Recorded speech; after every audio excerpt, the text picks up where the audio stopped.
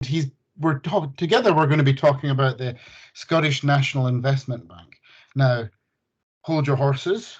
It's not as devastatingly boring as you might first think.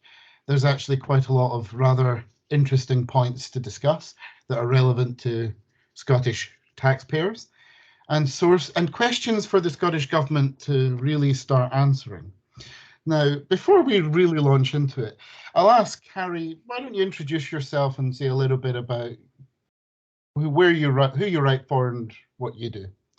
Yeah, of course. So I'm a journalist, financial journalist by trade, and I write for a range of publications, but my kind of primary role is as the features editor at Disruption Banking magazine, which is a banking fintech online publication.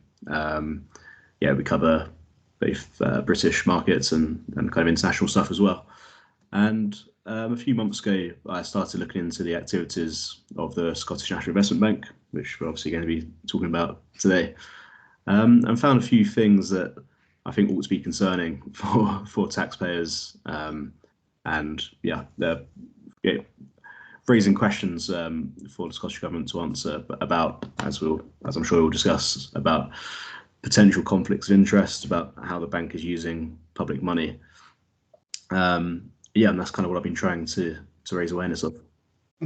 Yeah, I myself, I'll be honest, I've probably only written, I think, maybe 2 articles about this, one for Think Scotland and one for my Substack. And it occurs to me, looking over all of your various disruption banking articles and 1 or 2 pieces elsewhere, that I really only scratched the surface of what it is concerning, which should be concerning for anyone interested in accountability with taxpayers' money, proper management and financial oversight, how implementation of laws, and there's so much here that you raise. So I suppose the best place to start would be going way back to, I suppose it would be August, when I first started noticing your disruption banking articles. Potential unlawfulness. It seems to me the best place to start, because Section 29 of the Scottish National Investment Bank Act of 2020 mandates the establishment of an advisory board to, quote, provide Scottish ministers with advice on the bank's objects, conduct and performance. Now, back then, there was no advisory board. There hadn't been since 2020, and right now, there's still no advisory board.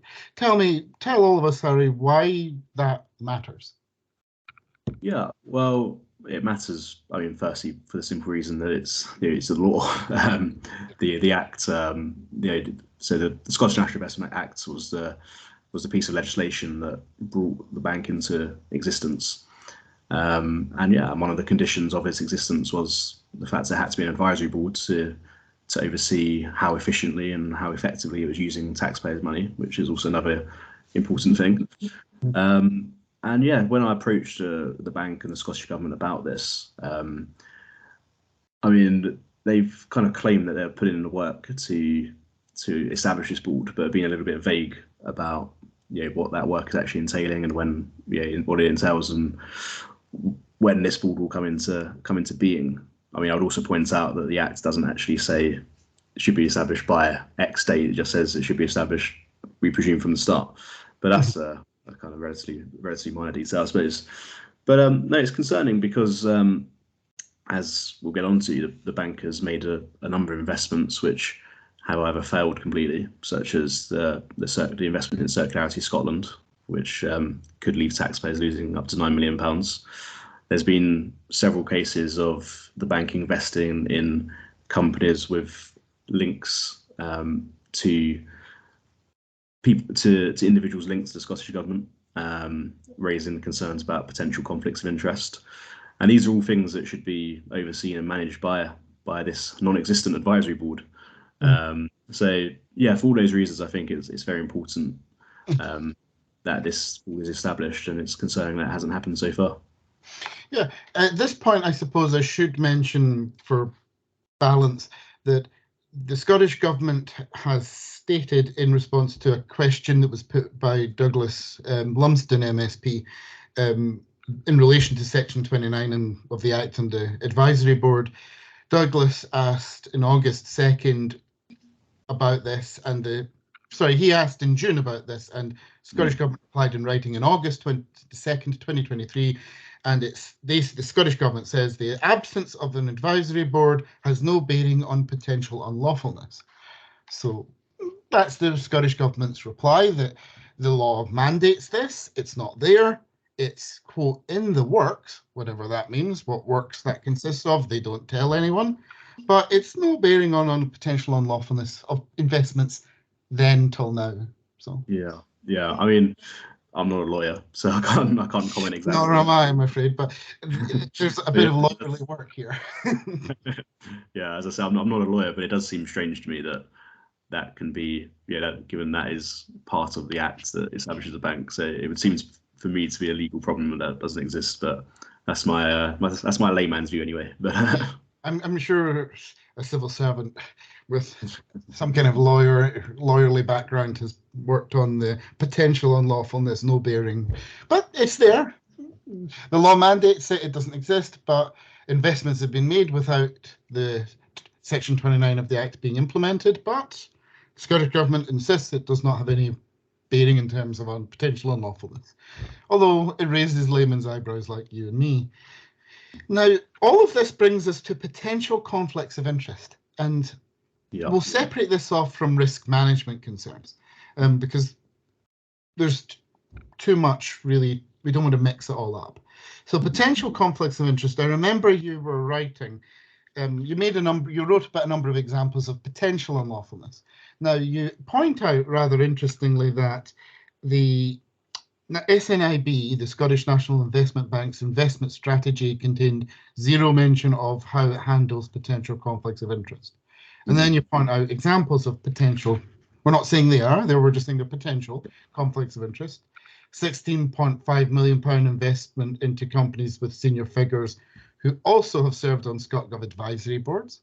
Yeah. That's and you also point out Richard Knox, 6.6 million, Verlin, Caroline Barrell, 3.5 million. She's Elastomorgan firm, I believe. Simon Forrest, Nova Innovation, 6.4 million. So dig into this a little bit about why you raise these cases and what you mean by potential conflicts of interest in all of this. Yeah, so as you say, I do emphasise the word potential because we have no evidence to suggest that anything illegal or untoward has happened, and the bank and the companies involved have always stressed that all the necessary procedures were followed, all the due diligence, etc. So we should emphasise that. But I think the risk when you're using public money is perceptions matter as well, and there does seem to be the perception, which is quite hard to escape, that well-connected individuals politically could be potentially at an advantage in accessing this money. That would certainly seem, that would appear to be the case kind of from the outside looking in. People would just instinctively suspect that something could be happening here. And I think especially when we have the advisory board missing, as we just discussed, and when you have a not exactly clear process in place for handling these kind of cases, it just kind of further adds to the uncertainty and makes people kind of raise their eyebrows a bit further. I think another thing is that the SNIB hasn't necessarily helped itself here, because when I first approached them with these examples, they said that kind of for transparency reasons they maintain a conflicts of interest register, which is supposed to kind of outline all this kind of stuff and give the public confidence that it's all being managed appropriately. But then when I asked to see that register, I was told that it's not a public document and I couldn't see it. So so I'm not exactly sure how that does help transparency. So yeah, there does seem to be this concern that, as I say, well-connected individuals, those with political connections, could have, as I say, I emphasise potentially, but could potentially have an unfair advantage, which obviously And it is worth mentioning. I remember noting in a Substack article, I think it was Substack, it might have been Think Scotland, where I point out that these ScotGov advisory boards, they're not, people misunderstand sometimes what they are. They aren't just this lovely little philanthropic thing that business leaders and leaders of men sort of voluntarily do to just help out the politicians. A lot of these have, quite handsome pay structures and benefits and entitlements. In some of these boards, I remember in one of the cases, one of these individuals, they actually do get paid for turning up. And they've got expenses which run into the thousands and thousands of pounds. So there is taxpayers' money involved, even in the getting onto an advisory board. So who gets onto them is also a relevant question in terms of accountability for taxpayers' money. Are they getting onto it because they do represent the best voice, best expertise in a particular policy area to give advice on policy and strategy and ideas? Or are they there because they did a deal with a national investment bank and they know Harry, Peter, and Paul? We do need transparency to see if there's any potential conflicts. Exactly. And it's relevant, entirely irrelevant area to discuss. Yeah, and these business people as well. It's natural they're going to be motivated by the bottom line and kind of advancing their commercial interests. As you say, they're paid for these positions. All these committees are chaired by senior government figures, finance secretaries, business, etc. So it's not hard to see how that could potentially be useful for a business operating in Scotland. That's why I think we need to be particularly careful about these kind of situations. And I would argue potentially hasn't been done carefully enough. Yeah, there was one case where you raised where £7.5 million was invested by the SNIB into a firm run by an employee's brother, which raised my eyebrows quite a bit. And I think that wasn't the only case. But there was the SNIB was hired an investment origination analyst January 2021, while at the bank in March 2022, the travel technology business TravelNest got £7.5 million of SNIB money, which is taxpayers' money. The CEO of TravelNest is Doug Stevenson, that's the one. I can't read my own handwriting. And is the brother of a former SNIB analyst who left in August 22, shortly after the investment. So tell us a little bit about that. What's the relevance for the layperson who doesn't really... Yeah, again, kind of, it's similar to the previous examples we were talking about, just in the sense of people with connections to the government, to the bank, potentially. It's hard to know exactly what happened in practice, and my job as a journalist is to just kind of raise questions. But it does seem to be another kind of, shall we say, coincidental. Has anyone at the SNIB stated anything to you on the record about that specific example? I think, again, just the same as the previous case, they just insist that all the due diligence processes were followed. But what actually concerned me about this case particularly, so actually after I published a story regarding the family connections here, I then found out at a later date that this company had been a loss-making company, had lost actually hundreds of thousands, millions of pounds, and had failed to register public accounts on Companies House. So it seems a bit of again, from a layman's perspective, and the SNIB have said that they've fully taken into account commercial considerations, but it just seemed a bit of a strange investment choice given that kind of track record. And I think as taxpayers, we're entitled to ask why they're using the money in this way and what motivations are at play.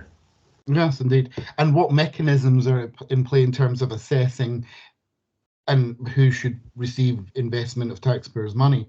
What is the criteria?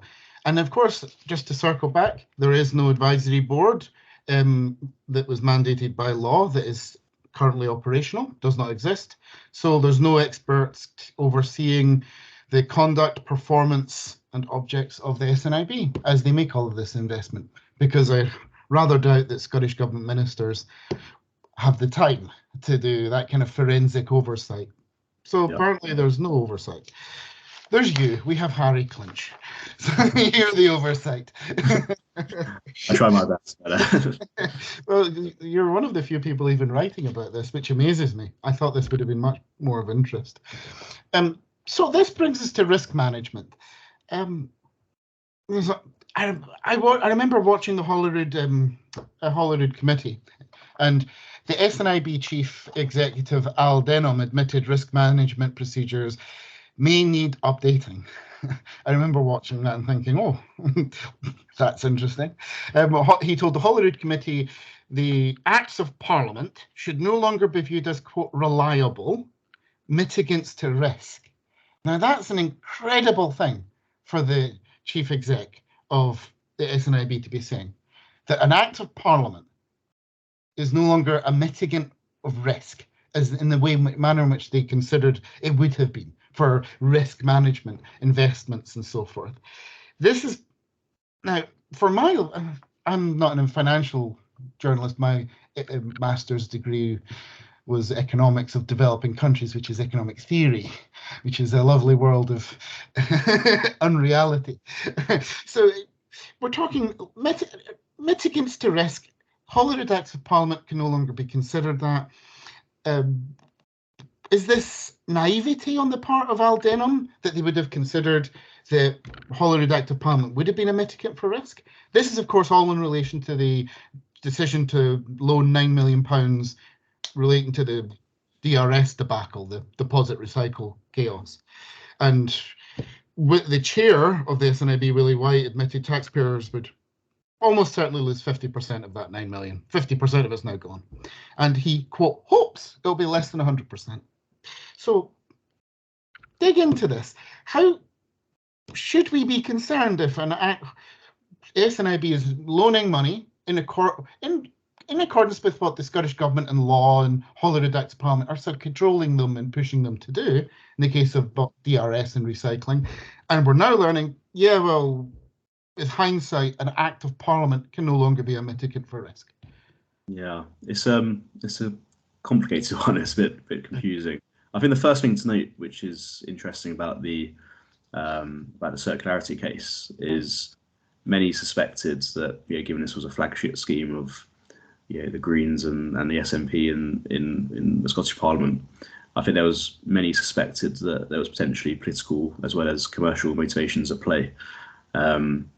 The SNIB have denied this, but the Times actually did a piece a couple of months ago, which I think they obtained some under freedom of information requests. They found out that Nicola Sturgeon had actually personally intervened in that process.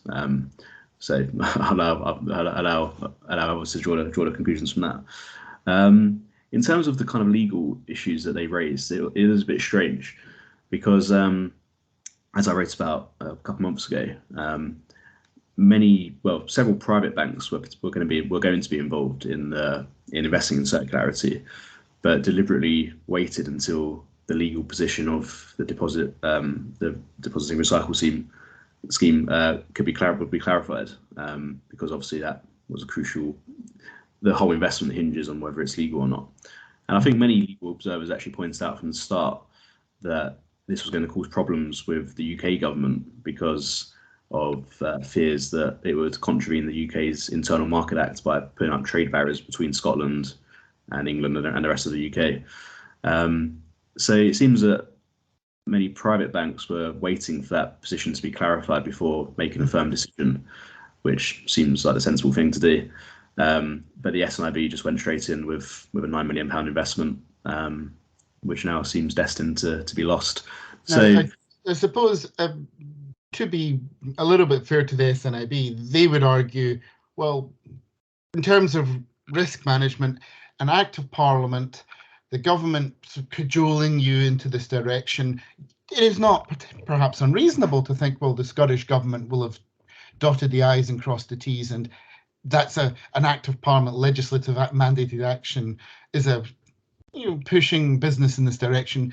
The policy would have been thought out. That would mitigate some of the risk factor of the formal processes of requesting exemption under the UK Internal Market Act. They must know what they're doing. Or is that naivety and a failure of due diligence? Yeah, I mean, I mean, it's understandable in some ways, but I mean, I think it's telling that the private banks who are dealing with private money and their own funds were aware enough not to do that. I do think it probably, yeah, it is to be fair to them, they are a young organisation. They are going to make mistakes, and not every investment is going to work. But I do think, I think you're right, and that it does display a bit of naivety. Because I mean, I understand that an act was passed in Holyrood, but speaking generally, not just directing to Scotland or the UK, but politicians are coming up with ideas all the time and saying all sorts of things. Yeah, if every banker in the world just took that as gospel, I think they'd be losing quite a lot of money. Yeah. So I think I think it probably does imply a bit of naivety. It doesn't say much for the integrity and the perception of Holyrood Acts of Parliament that the Scottish National Investment Bank is now on record saying, it's no longer reliable. Quote, the word, quote, reliable, no longer reliable as a mitigant for risk. That's a heck of a piece of damage for Holyrood's reputation going forward for the long term. Because other businesses, future investments, future government policies will now look at that and think, well, remember DRS, remember the SNIB. They got their fingers burnt. So, yeah. Now, you also talked about in your articles about correspondence obtained by Disruption Banking revealing SNIB senior exec Eddie McKinnon-Thomson, the exec director, saying SNIB risk management committees are, quote, terrible. Quote, some of what DC said was rubbish. Our committee processes are terrible here. Quote, so DC is understood to be a reference to the bank's former head of investment. And another quote, I think risk has screwed this up. Now, that raises questions that it might not be naivety, it might be incompetence in the part of the SNIB. Do you want to expand on some of that stuff? Yeah, I mean, you've said it really in terms of incompetence.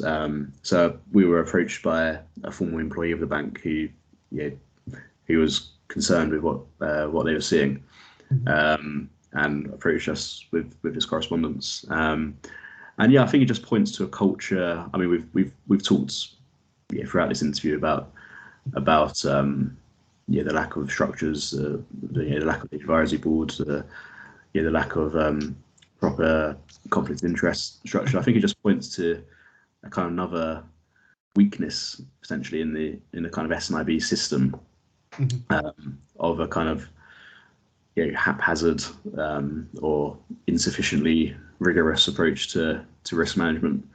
And it leads directly from what we were saying about the investment in circularity. The risks, they would obviously blame the Act of Parliament and the legal issues, but it just points to an organisation that hasn't got the risk management structures pinned down, and when it's taxpayers' money at stake, ultimately you're kind of just risking that public money, and I think taxpayers are entitled to ask whether they're happy with that. I'll suggest most probably aren't. Yeah, I mean, throughout all of the articles, variously, the questions you've raised, the articles you've written, a constant theme comes back to me in my head. A feeling, a perception that I get that the internal procedures in the SNIB aren't quite as robust as they need to be. That there's still an element of fudging it along to young organization figuring out its feet, sort of learning to walk straight. And there's a lot of taxpayers' money involved as it figures things out. But another part, I suppose, raises the old project planning, appraisal, and implementation hat. I remember having to do modules on that to get my master's degree. And I think back on, I've got some of the old books back there of my old project planning. There is an element where a lot of this should be pinned down before you launch a sort of project. And the project here is using millions of pounds of taxpayers' money to provide targeted investments to startups.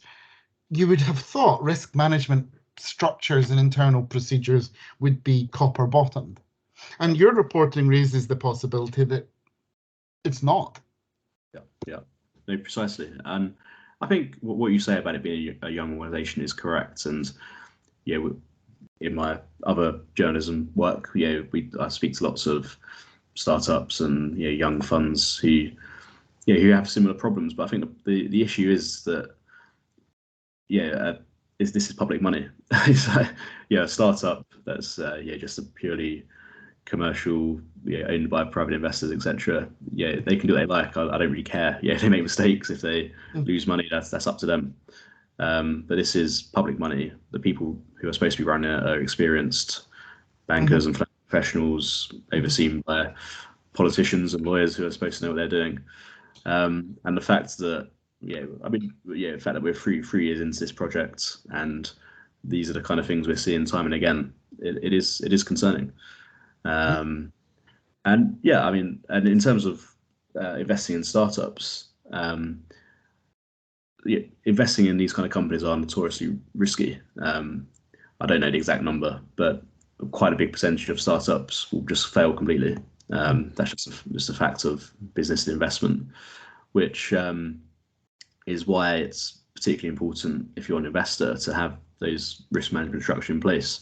It's never going to be 100% perfect. Of course, nobody's ever saying that. The SNIB, if it operates for however long, will have its failures. But the fact that it's having so many failures and quite major failures as well, within only a few years of its birth, doesn't particularly bode well. And that's kind of what I'm concerned about and what I've been trying to raise. Yeah, and one of the points on this before we move on to the poor investment track record, which is the perfect place to go next. But before we do that, there was another part on risk management that your reporting raised that I think is worth putting out there and reminding people, or raising it for the first time should they maybe not read your articles.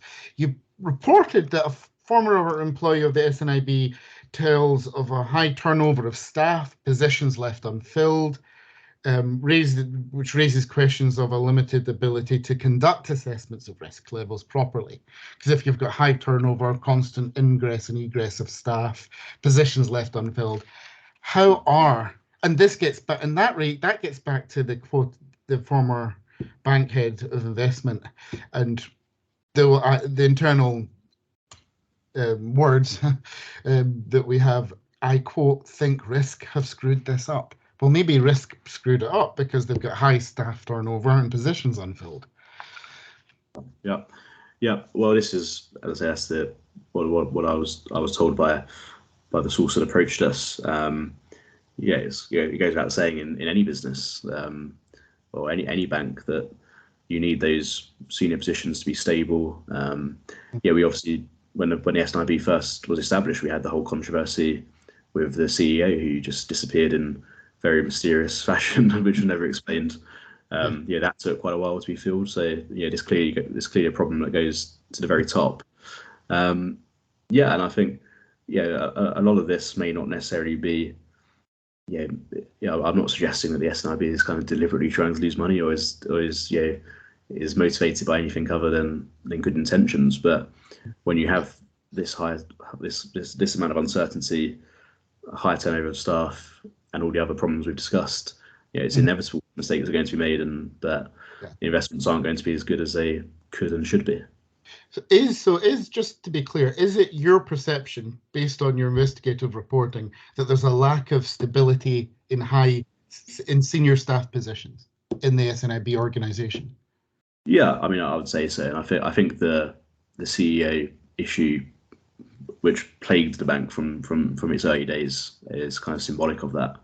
For those who don't know, the first CEO of the bank resigned. I think after less than a year. I might have to check my date there. Yeah, it was very sharp. Yeah, and and it was never explained. The Scottish government and the bank just gave a kind of vague personal reasons excuse, but I don't think many people are buying it. It was a very strange departure. It took quite a while for that position to be filled. There's been similar in other senior positions. And that's clearly a problem for an organisation which is in its early stage anyway, and which any organisation in that situation would need strong leadership. So yeah, I think that's certainly another problem with the bank. Which leads us to the final part of all of this.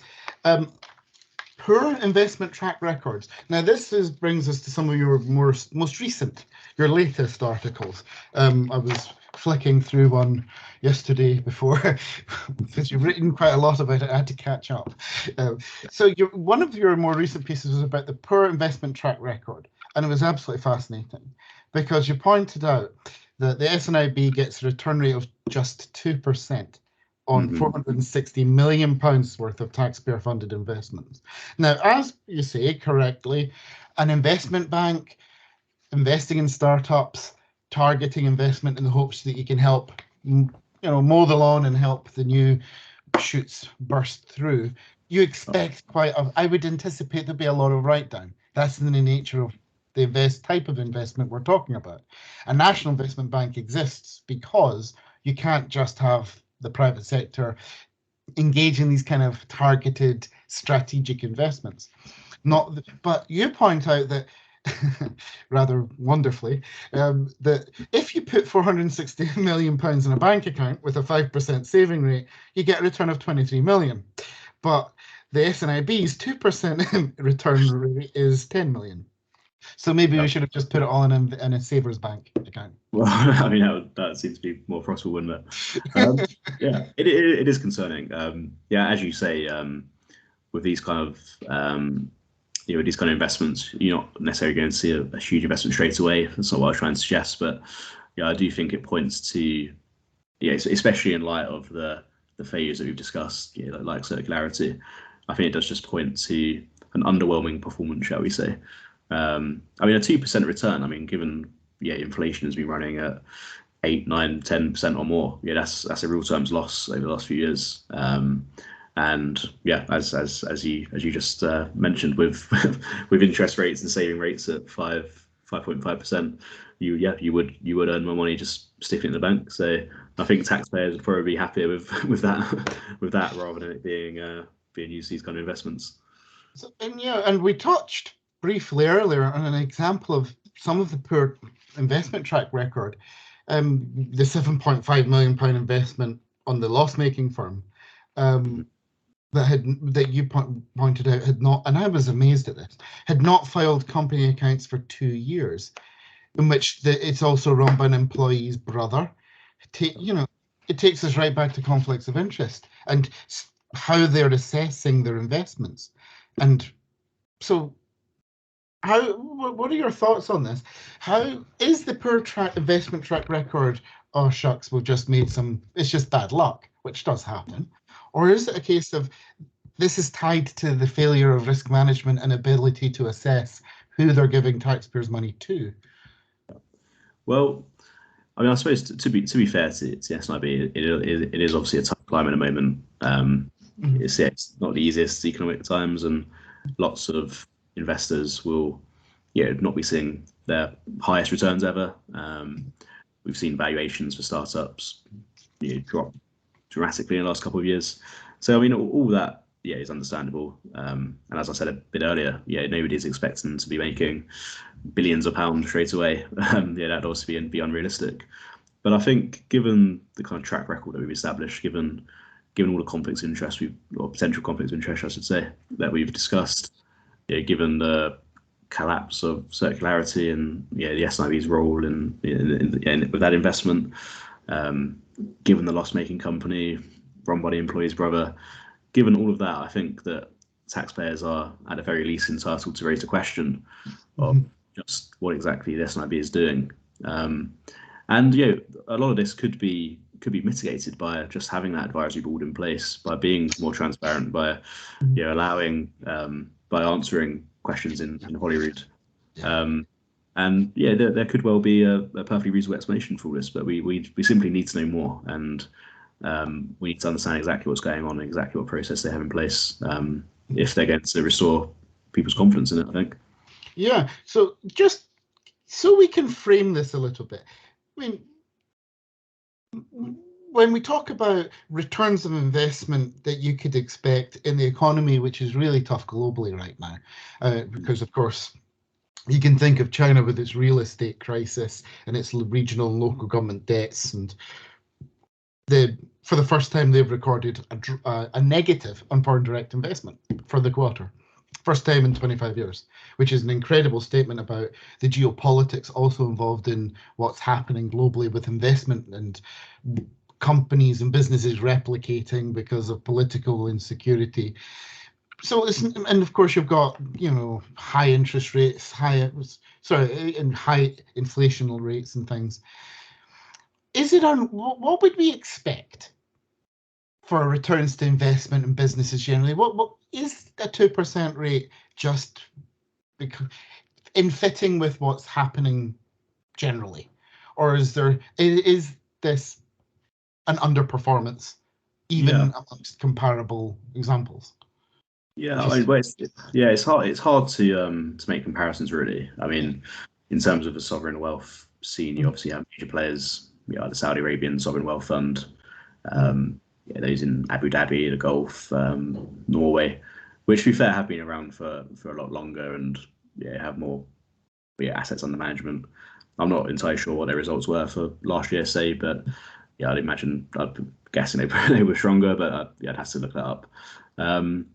I mean, in terms of private institutions, I think Goldman Sachs, which again I know is one of the leading firms, but they had a return of shareholder equity. I think it's over 10% last year, which is 5%, 5 times more than what the SNIB is getting. So it's hard to say. I mean, obviously, those who like the idea of the SNIB and those who support it will say that it's at an early stage and we should give it more time. But as I said a moment ago, given what we've seen so far, it doesn't exactly instill confidence in what it's trying to do. I think people would give it potentially a bit more leeway if there were fewer of these cases of conflicts and transparency issues. And if it actually set out a kind of clearer vision of what it's trying to do, how it's going to get there, what process it has in place, what leadership team they're going to be, what's the what investment criteria are they looking at? And then they could potentially even if they then forecast that we're going to make 2% this year, then 5%, then 10%, whatever. But I think the fact that they lack all this kind of stuff means that taxpayers will be concerned about how their money is being used, whether it's being used properly and appropriately, or whether they would rather it just be stuck in a bank account. So the picture we've painted is one where there are questions for the Scottish Government to be more transparent in relation to the absence of the advisory board, which is obviously something that will go in going forward, if it ever is established, will play a very helpful role in providing some of this transparency.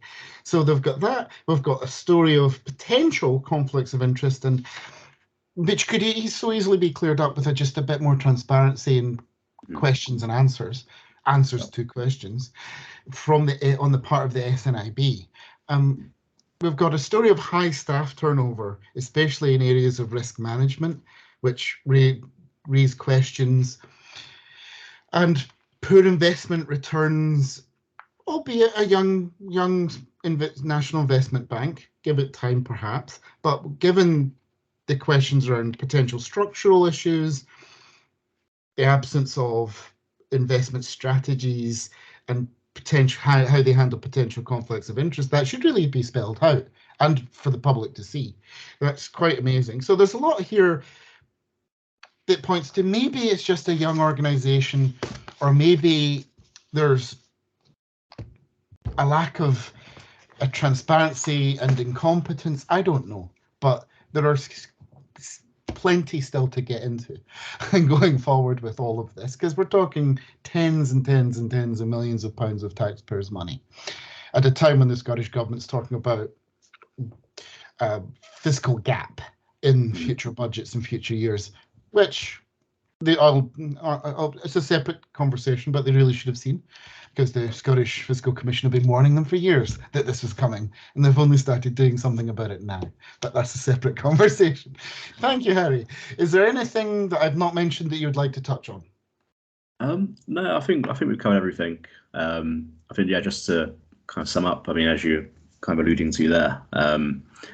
Yeah, I think the Scottish government has been quite, shall we say, kind of ambitious with this project. I mean, they often talk in kind of grand visions of these big funds that are going to transform the Scottish economy. And obviously, ambition's no bad thing. And I think most people would probably quite like the idea of investments being made on behalf of the public for the public good. But I think just a lot more clarity is needed on what the structure in place, how we're going to make sure the money is being used properly, and make sure the taxpayers are getting value for money. I think that's what people care about, rightly. And they want to make sure their money is being used in a kind of safe and beneficial way. Well, I think an amen to all of that. Thank you, Harry, for joining me, and my listeners and readers for the Substack. I hope that they will find that all of this illuminating and insightful. This is a topic which I think deserves much more immediate attention. I think with the Scottish National Investment Bank, some of the questions that have been asked, the answers have been insufficient. Had this been a Westminster thing, I think it would have been much bigger news. I think the mainstream newspapers would have picked it up more readily. So keep on trucking and keep on doing your financial investigations.